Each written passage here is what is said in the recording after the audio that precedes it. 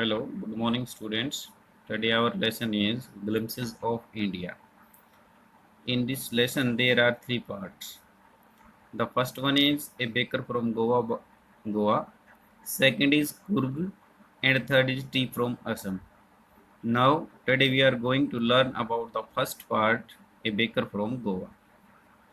Goa is situated 400 kilometer to the south of Mumbai. Mumbai के दक्षिण में गोवा 400 किलोमीटर दूरी पर है।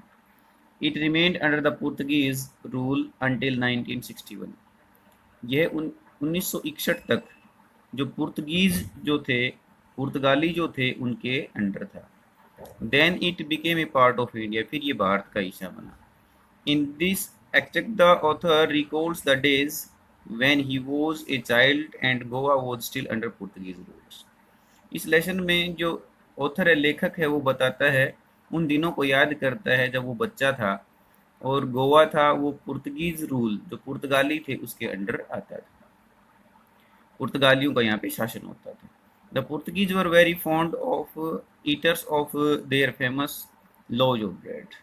पुर्तगीज थे वो बड़े शौकीन होते थे उस समय उनकी जो फेमस लॉज ऑफ ब्रेड होती थी, जो रोटियां होती थी, उनको खाने की। Now these those eaters have left.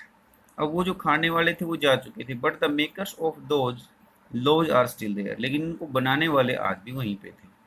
The traditional baker still goes round the street to sell his loaves. जो ट्रेडिशनल बेकर थे, जो परंपरागत जो बेकर थे, still goes round the streets, गलियों में अब भी जाते थे अपनी जो लॉज ऑफ ब्रेड थी, रोटियां जो थी, उनको बेचने के लिए। The author recalls how as a child he used to wait eagerly for the bakers. इसमें जो ऑथर से लेखक है वो याद करता है कि किस प्रकार जब वो बच्चा था तो कितना वेट किया करता था उत्सुकता के साथ बेकर का, कि कब बेकर आए और वो रोटियां जो हैं उनको लिया जाए। The baker carried A basket on his head. जो बेकर था वो एक टोकरी लेके आता था अपने सर के ऊपर रख करके। ही carried A bamboo stand with him, वो अपने साथ एक बम्बू स्टिक भी रखता था।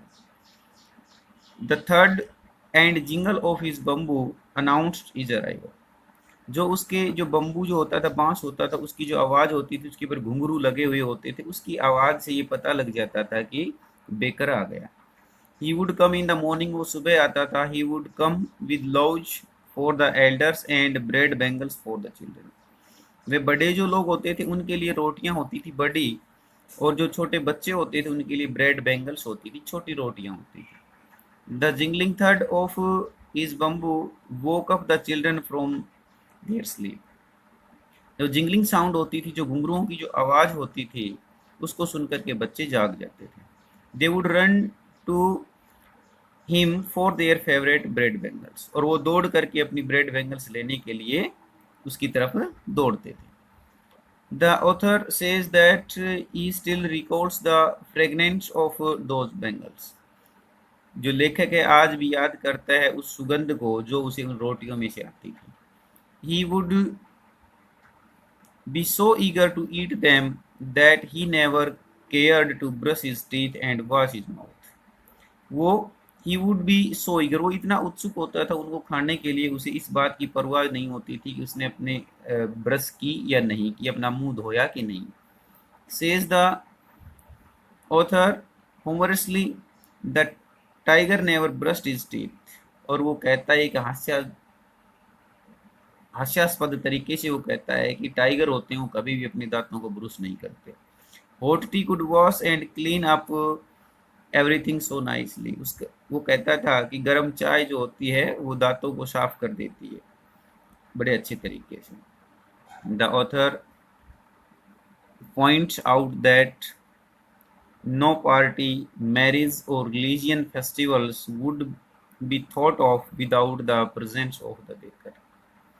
ऑथर से वो बताता है यहाँ पे कि कोई भी पार्टी हो, शादी हो, कोई भी धार्मिक त्योहार हो, वो बिना बेकर की उपस्थिति के नहीं होते थे। The baker in the Portuguese days had a peculiar dress. Portuguese जो डेज थे उस समय जो बेकर होता था उसकी एक विशेष ड्रेस होती थी। इट वॉज कॉल्ड ए कबई, इसको कबई कहा जाता था। It was a single piece long frock reaching below the knees, यह एक फ्रॉक टाइप की एक सिंगल पीस होता था जो कि नीचे घुटने तक होता था। Then in the days of the author's childhood, और बचपन जो लेखक जो था उसके बचपन के दिनों में, the baker wore a half pant that reached below the knees, वो एक हाफ पैंट होती थी जिसको हम कैफरी कहते हैं, वो होते थे। The baker used to be quite well to do, जो बेकर होते थे वो समृद्ध होते थे। He had a jackfruit like appearance and looked quite happy, उनका जो शरीर होता था वो जैकफ्रूट की तरह होता था।